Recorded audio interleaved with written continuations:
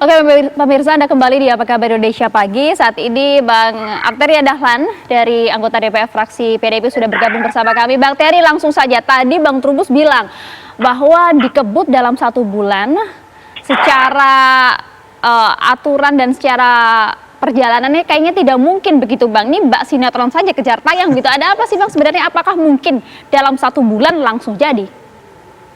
Jadi perlu kita klarifikasi bahwa pembahasan RUU Cipta Kerja termasuk juga turunan peraturan perundang-undangan sebagai aturan pelaksanaannya itu sudah dibahas dengan sangat lama. Pidato Presiden 20 Oktober 2019 sudah menginisiasi yang namanya RUU Cipta Kerja yang digunakan melalui metode omnibus. Apa itu? Menambah, mengurangi, dan membuat materi muatan baru sebagian. Jadi materi muatan dalam undang-undang existing, yaitu undang-undang existingnya sendiri, peraturan pemerintahnya, dan peraturan pelaksanaannya dari jauh-jauh hari sudah dibahas. Dibahas secara simultan pada saat perancangan pembuatan RUU Cipta Kerja kemarin. Jadi memang kalau dikatakan terburu-buru, ini bukan kerja sehari, sudah panjang. Direncanakan sudah jauh-jauh hari. Sangat serius, sangat cermat, sangat khidmat. Dikatakan sebagai sebagian daripada solusi penyelesaian pemulihan ekonomi nasional. Melibatkan 10 kementerian lembaga minimal. Mungkin ribuan ahli atau akademisi dan stakeholder terkait. Pihak yang terlibat pun juga sangat banyak. Tapi kan PP ini melibatkan cukup banyak Bang Terry. Ada 35 PP, kemudian 5 perpres dari 10 kementerian. Bahkan bukan 35 PP, 37 PP, 5 perpres, ada 42 peraturan pelaksanaan turunan dalam bentuk bonggol besar, belum peraturan menteri dan sebagainya. Memang dikesankan kok 1 bulan bisa menghasilkan 42 peraturan turunan. Tapi 42 peraturan turunan ini sudah memang betul-betul dipersiapkan, dirancang sejak awal pada saat pembahasan RUU Cipta Kerja kemarin. Bahkan Ibu Ketua DPR, Ibu Puan juga menanyakan pada kemarin, apa iya bisa 3 bulan? Jangankan 3 bulan, 1 bulan pun sangat rasional dikerjakan. Karena apa? Memang sudah dirancang dari sejak awal. Teman-teman juga, kita juga punya roadmap. Roadmapnya bahwa tanggal-tanggalnya juga sudah kita jelaskan. Itu punya yang namanya izin yang dikatakan Pak Jokowi kemarin kita anggap sebagai izin prakarsa kepada seluruh menteri, kepada kementerian lembaga. Bang Terry, arahan Presiden 7 Oktober sebagai izin prakarsa. Harmonisasi dilakukan melalui rapat-rapat koordinasi yang diikuti oleh Kementerian Hukum HAM, Kementerian Sesnek, dan Sekretaris Kabinet plus kementerian lembaga terkait. Pengajuan RPP, Perpres itu kepada Presiden akan disampaikan oleh menteri dan kepala lembaga melalui Pak Menko. Tanggalnya jelas, tanggal penyusunan 9 sampai tanggal 20. Pembahasan lintas kementerian lembaga 21 sampai 25. Harmonisasi dilakukan tanggal 26 dan 29, pengajuan kepada Presiden tanggal 30.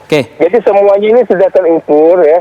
Semua ini sedang dikerjakan dalam tahap finalisasi, bukan dimulai untuk dikerjakan. Bang Terry, saya membacakan sedikit petikan Ketua DPR RI Puan Maharani di salah satu media online ya.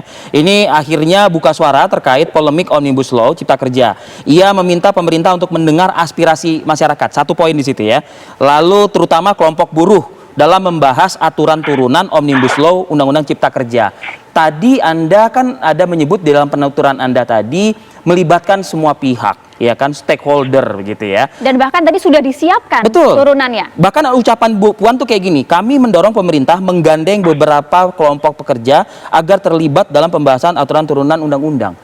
Ini bisa dikatakan undang-undangnya kuat nggak sih Bang? Karena Puan Maharani Ketua DPR menyebutkan masih membuka lagi kok dialog untuk menyerap aspirasi, dengarkan sejumlah organisasi buruh dan lain sebagainya, Bang Terry.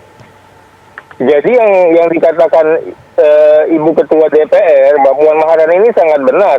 Bahkan dari sejak kita awal membahas RUU Cipta Kerja, dikatakan utamakan kepentingan umum, kepentingan rakyat, lakukan secara cermat, tepat, khidmat dan penuh kehati-hatian. Sekarang kan sudah proven bagaimana perjuangannya PDI Perjuangan di setiap detik, di setiap setiap dim dibahas kita pasti mengkritisi dengan penuh nuansa kerakyatan. Nah, yang dikatakan Ibu Ketua DPR terkait dengan masalah peraturan pemerintah ini, Ibu Ketua DPR ingin mengoptimalisasi setiap ruang dan waktu yang dihadirkan. Kemarin di undang-undang kita sudah optimal. Nah, sekarang pada saat pembahasan peraturan pemerintah, Ibu Ketua DPR meminta kepada pemerintah dan sekaligus juga mengajak, mengundang, melibatkan semua pihak termasuk juga teman-teman serikat pekerja dan konfederasi dalam pembahasan kluster ketenagakerjaan. Ibu Ketua DPR ingin memaksimalkan pernyataan Anda, ini bukan berarti juga ingin menuai tafsir juga di luar sana bahwa masih banyak bolong-bolongnya, mungkin masih banyak belum lengkapnya, masih belum firm, jangan-jangan. Kalau dikatakan, saya bicara kluster ketenagakerjaan ya, biar sebagai contoh. Kluster ketenagakerjaan kan 98% itu sudah oke. Nanti Pak Mulyanto bisa jelasin juga, ada masalah terkait dengan upah, tapi upahnya kalau kita cermati lagi kan sama sekali tidak mengganggu pekerja-pekerja existing. Nah Bang Terry, sedangkan pada klaster ketenagakerjaan itu yang menjadi kontroversial, harusnya dibuka kembali untuk diserap aspirasi masyarakat, dilibatkan seperti kata Bu Puan dan juga Presiden. Tapi bagaimana jika sudah ada aturannya, bagaimana kemudian aspirasi masyarakat ini bisa masuk? Nggak masalah, ini kan belum ditetapkan. Ini yang saya katakan tadi, penyusunan ya, harmonisasi itu baru tanggal 26. Sekarang ini masih pembahasan di kementerian. Pembahasan kementerian wajib hukumnya untuk melibatkan stakeholder terkait. Bahkan untuk kluster ketenagakerjaan, Ibu Puan Maharani, pimpinan DPR mengatakan wajib hukumnya tripartit, melibatkan 3 pihak. Ada pemerintah di sana, ada buruh di sana, serikat pekerja dan konfederasi. Artinya masih bisa berubah dong Bang Terry? Teman-teman pengusaha dan asosiasi. Gimana? Masih bisa berubah dong berarti? Ya namanya RPP, pastinya bisa berubah, tapi setidaknya ya awalnya sudah ada dihadirkan pemerintah. Silakan dikritisi, diberi masukan, kemudian disempurnakan oleh teman-teman atau stakeholder. Kita stop sampai situ Bang Terry. Saya ke Pak Mulyanto. Pak Mulyanto, ini kontra dengan pernyataan Anda di awal, Pak Mul. Tidak bisa dirubah kata Anda tadi katanya. Iya, tidak bisa diubah, itu adalah undang-undang yang udah baru saja yang bisa dirubah. Ketika PP ini masih jauh terbuka. PP kan tadi Pak Trubus menjelaskan tahapan-tahapan PP. Ada yang disebut, karena saya mantan sekjen juga, mantan dirjen, saya tahu persis. Satunya adalah PAK, pembahasan antar kementerian. Ini yang Kalau internal kementerian Pak, waktunya. Setelah itu selesai, baru masuk, kalau ada itu adalah yang disebut uji publik ya. Baru dibawa uji. Makanya tadi, ini kan juga ada, memang sudah ada yang disiapkan PP-PP itu. Namun ketika pembahasan, ada tambahan PP baru, kan? Ada juga perubahan substansi yang akan berubah. Jadi ada proses lagi itu. Nah, tinggal masalahnya apakah pemerintah bisa menjanjikan 1 bulan atau 3 bulan. Kalau saya pribadi, ya pesimistis melihat kondisi seperti ini. Tapi kalau memang luar biasa, bisa saja terwujud. Jadi wilayahnya eksekutif. Baik, artinya beberapa hal-hal yang dianggap kontroversial dalam Undang-Undang Cipta Kerja ini tidak akan mungkin berubah dalam turunan UU Cipta Kerja nanti dari PP dan juga Perpres ya. Nanti kita akan tanyakan juga.